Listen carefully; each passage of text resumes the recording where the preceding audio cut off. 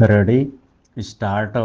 इन दिनों उच्च शिक्षा संस्थानों खासकर विश्वविद्यालयों में स्नातक, ग्रेजुएशन और परास्नातक एमए पाठ्यक्रमों में नामांकन की प्रक्रिया चल रही है। छात्र अब उच्च शिक्षा के लिए घर परिवार से दूर कैंपस में रहकर पढ़ने आने लगे हैं। अगर आप किसी कैंपस से जुड़े हैं तो आपको छात्रों और अभिभावकों में चिंता और कई तरह के तनाव साफ साफ दिख जाएंगे। कई अभिभावक आपसे कहते मिलेंगे कि मेरा बेटा या बेटी कुछ कमजोर है, इसका ध्यान रखिएगा। कई माता पिता उनके मानसिक स्वास्थ्य या अन्य सेहत संबंधी समस्याएं इसलिए जाहिर नहीं करते कि कहीं इससे बेटे या बेटी के नामांकन पर असर न पड़ जाए। हालांकि विश्वविद्यालय प्रशासन स्वास्थ्य जांच से जुड़ी रिपोर्ट भी देखता है, लेकिन मानसिक सेहत को आसानी से समझना कठिन होता है। विश्वविद्यालय प्रशासन छात्रों के बेहतर मानसिक स्वास्थ्य के लिए प्रतिबद्ध रहता है।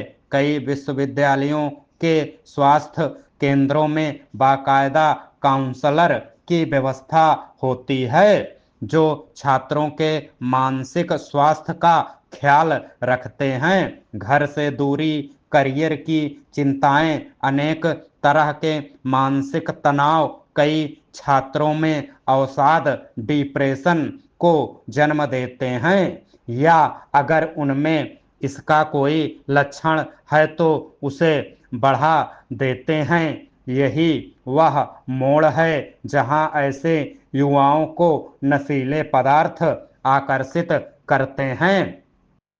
इस तथ्य की पड़ताल के बाद केंद्र सरकार ने युवाओं को नशे की गिरफ्त से बचाने की एक पहल की है।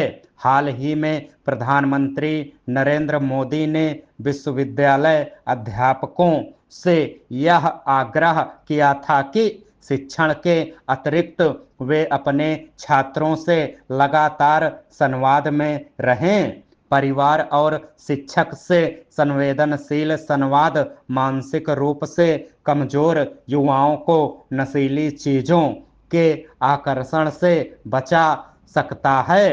एक अध्ययन के अनुसार भारत में 75% युवा 21 साल की उम्र तक आते आते किसी न किसी नशे का शिकार हो चुके होते हैं। बड़े शहरों में नशीले पदार्थों का माफिया तंत्र भी इन युवाओं को अपने मोह पास में लेने के लिए तरह तरह का संजाल बिछा रहा होता है।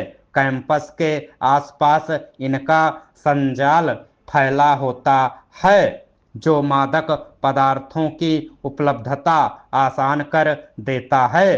किसी भी युवा में खालीपन का एहसास उसे नशे की तरफ ले जा सकता है। साथ पढ़ने वाले दोस्तों का दबाव, दूसरों की देखा देखी, छात्र व युवा इस रास्ते पर बढ़ सकते हैं। ये छात्र और युवा हमारे मानव संसाधन हैं।